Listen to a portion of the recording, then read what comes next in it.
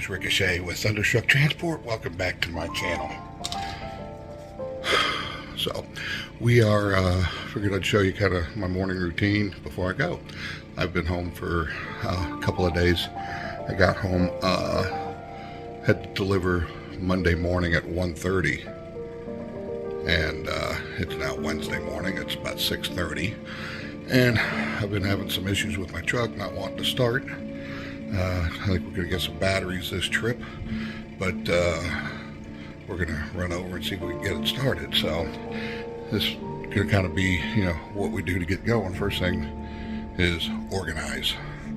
And I had a Walmart load delivered to me yesterday. I always do that a couple of days in advance for my food. Just have Walmart drop it off to me. But I didn't have enough room in the freezer. And I kept thinking, well, I got a 53-foot refrigerator on the back of my truck. So we did go over yesterday to try to start the truck, and it was dead after only sitting for a day. And we started the reefer up, got it down to about 45 degrees, and put everything in the trailer. So we're going to go over there this morning and make sure we can get the truck started without having to, you know, have the truck repair guy come out and put the stuff in. And my son's coming with me on this trip, so let's first go over and see if we can at least get the truck running, and then we'll go ahead and come back and get all the rest of our stuff and get moving on down the road. So stay tuned. All right, so here we are at the truck. So we kind of hope we get this thing started. So I hooked up the batteries yesterday to the trailer, to the reefer, and I got the cord running down here on the inside of this fairing. This is where our batteries are. Right there.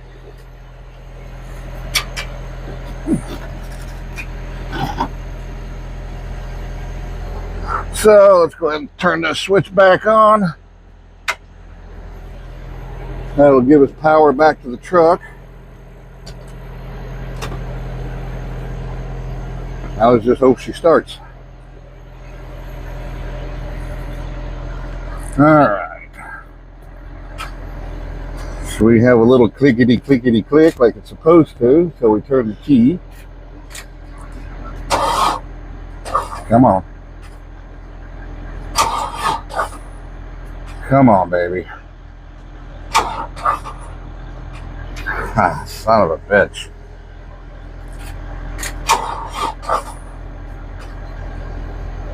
Huh.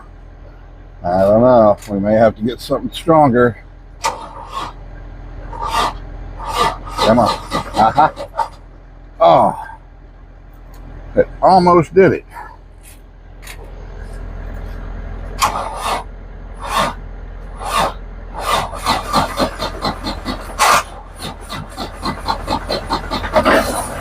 Yay! Yay! It worked! Whew! I don't know what the problem with that is. It's got to be these batteries, but we haven't been able to figure out what's drawing the power. And we even had the batteries tested, but I don't think they knew what they were talking about. So, I don't know.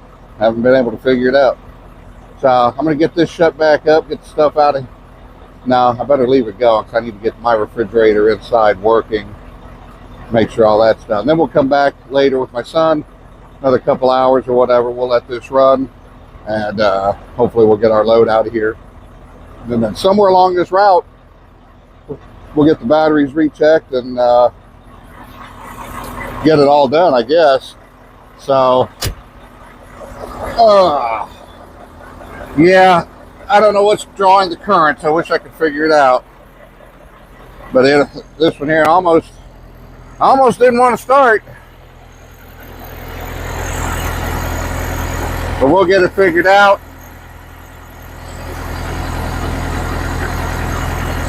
Get some new batteries in it. And then we'll go from there, I guess.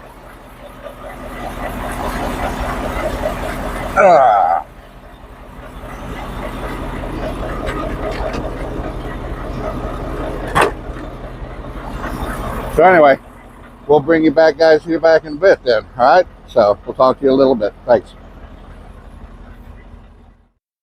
All right. So we're back at the house and talking a little bit quiet today. So my family's still asleep.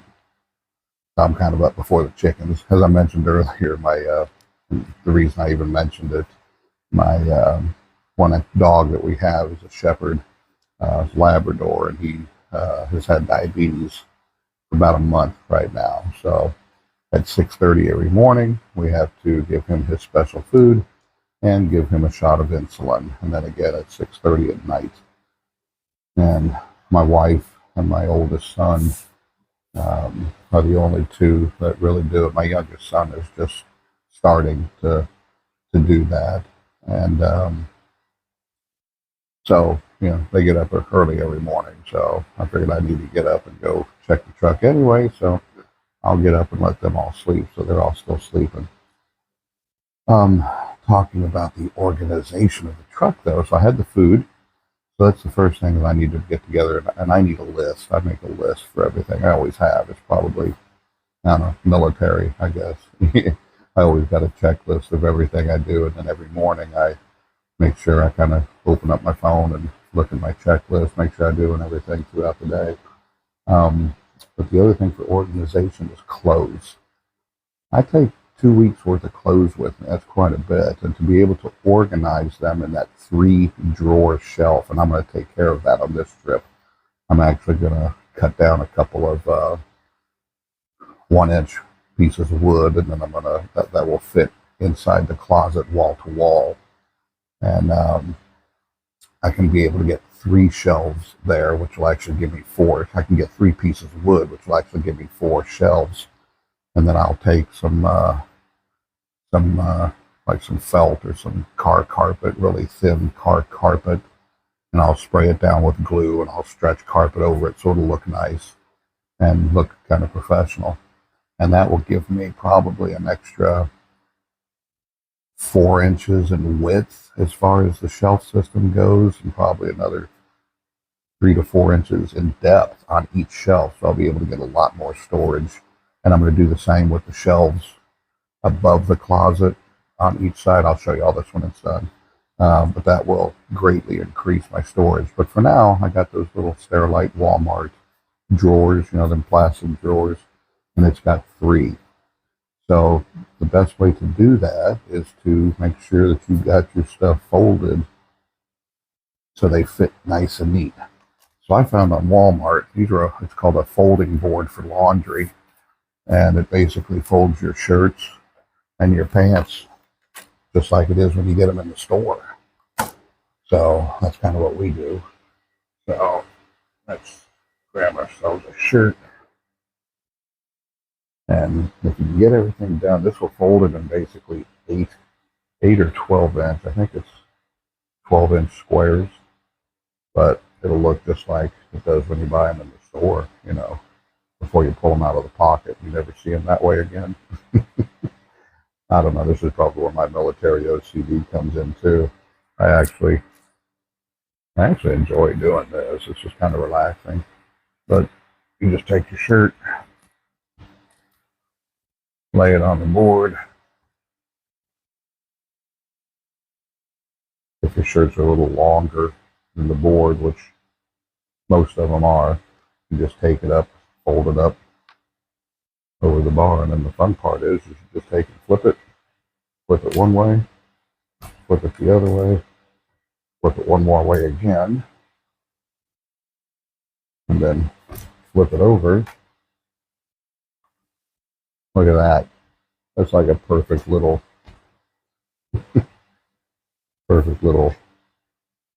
shirt fold right there. And that will fit perfectly in my drawer. So that's how we get the storage space, because everything in your truck is all about organization, right? So that works out pretty cool and gives you a lot more storage. So that's one thing, guys, is it's called a folding board. You get it off Amazon. Actually, I'll put the link to it in the description. I don't know if I have any other way of showing you. Let's see if I can. All right, so I'm going to try and do this one-handed. But you have your shirt laid out here, and you take one side, fold it over. That didn't go fast enough. And then you take your other side, fold it over. And then you just go one more like that. And then take it from the bottom and fold it up. And boom, there you go. Make a couple little adjustments here and there. But perfect width. And as you can see, the other one fits perfect right on top of it. So yeah, so that's the folding board. It has a little flip here, and then these here. So it works really well. So we're going to go ahead and get the rest of this stuff folded up, and I will bring you back after a bit.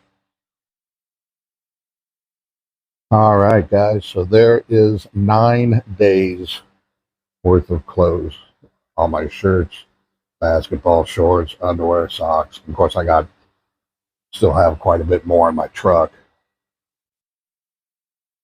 Still got a bunch of underwear and socks left in my truck. This is just what I brought home to wash.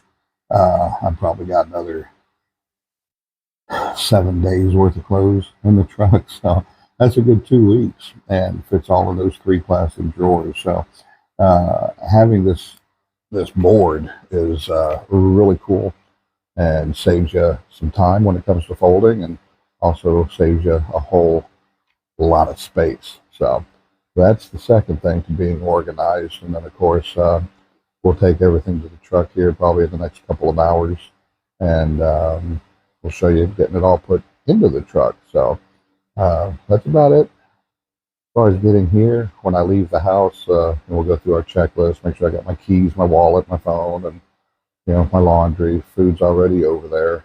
I guess my kid, he's coming with me, Jackson. So, but we'll make sure we have all that, and we'll see you over at the truck. Well, wouldn't you know it, the batteries finally gave out. So we're here at the Love's getting a new set of batteries put in at the tune of about $160 a piece. Not quite what I was wanting to have. Well, it looks like it may be done too.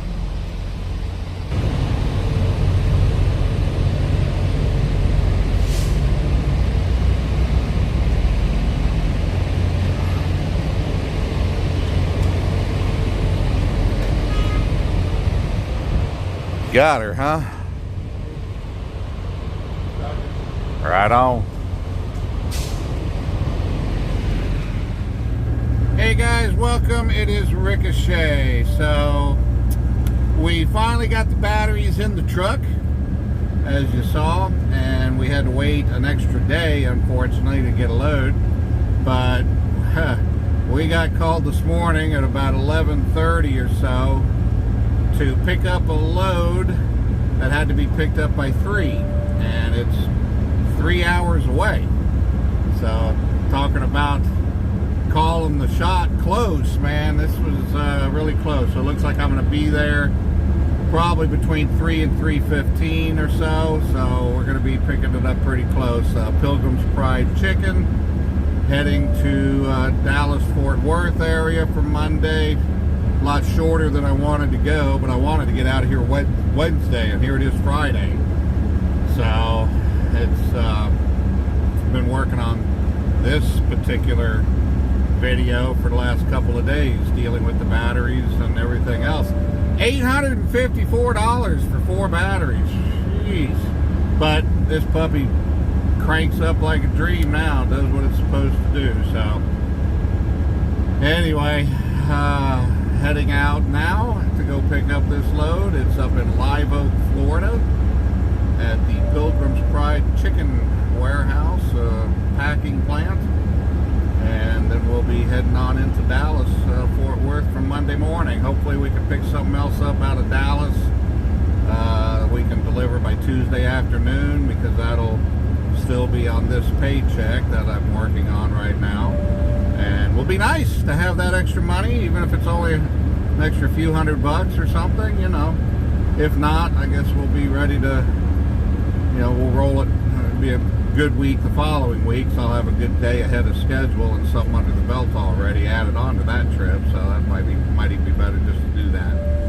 Anyway, that's everything you see is kind of what it is. I didn't have the opportunity to video me packing the truck. Of course, I guess I still have that opportunity. I did put the groceries away.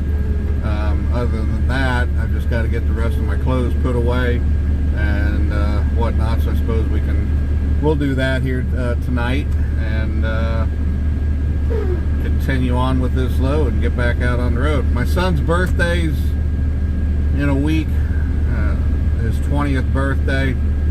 I feel bad. I'm not going to probably be there for that one because I had to, you know, sit an extra 2 or 3 days here, which I wasn't planning on sitting at home another couple of days. But the freight is just kind of falling off the face of the planet. I don't know where the produce is coming from. It's not coming out of the Florida or southern areas. I do know that the farmers have been getting letters from the Department of Agriculture, offers from the government to pay them to destroy their crops and not send it to market. What do you think that's about, guys? Why would the government want to have our food destroyed? You know, you've heard me mention a few times our food plants in the last 2 years, 2.5 years, since the change of the administration, and the first time in my history of 40 years of doing this job have I seen the amount of food production plants go up in smoke, whether it's planes crashing into them, explosions, fires, thousands and thousands and thousands of chickens being slaughtered for no reason, cows being put down by the thousands. Why?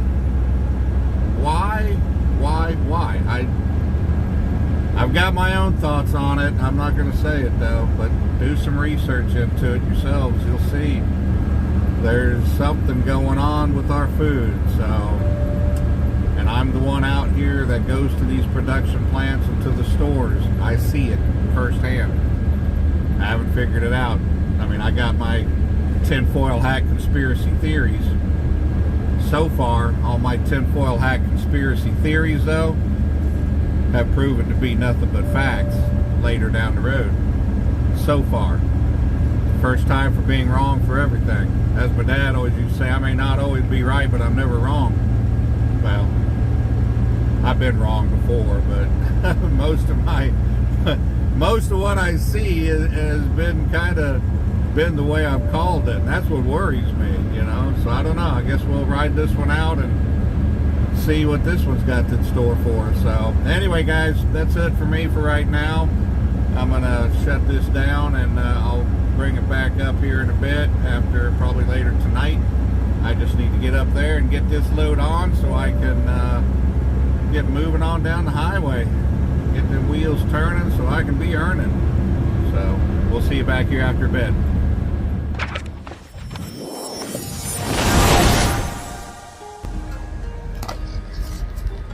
All right, so we loaded that load and we pretty much had a no event trip up here to Dallas.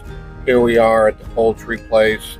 I don't deliver till tomorrow morning. They're closed today. As you can see, I backed into one of their 2 docks, and this is it. This is Evergreen Poultry, just outside of the Fort Worth area. We're just south of Fort Worth a little ways, and we'll be getting unloaded. So let's take a little 360 shot here where I am. We're kind of in a mixed area.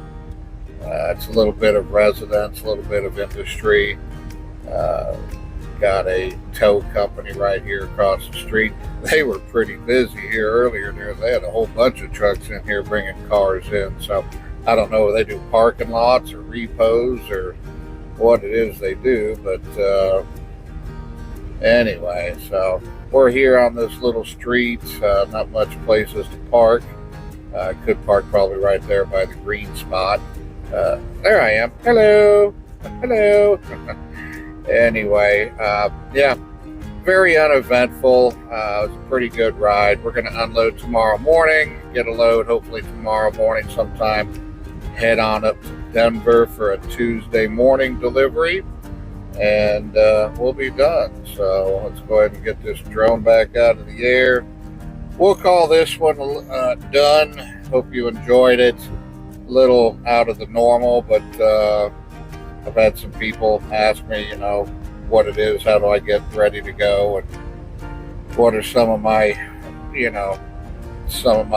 ideas as far as, packing my clothes and folding, and how do I get it all in my truck. So I'll be showing you what I'm going to do with the shelves. Hopefully we'll get that done here in the next couple of weeks. But for right now, we're going to finish this one out. And come on, baby.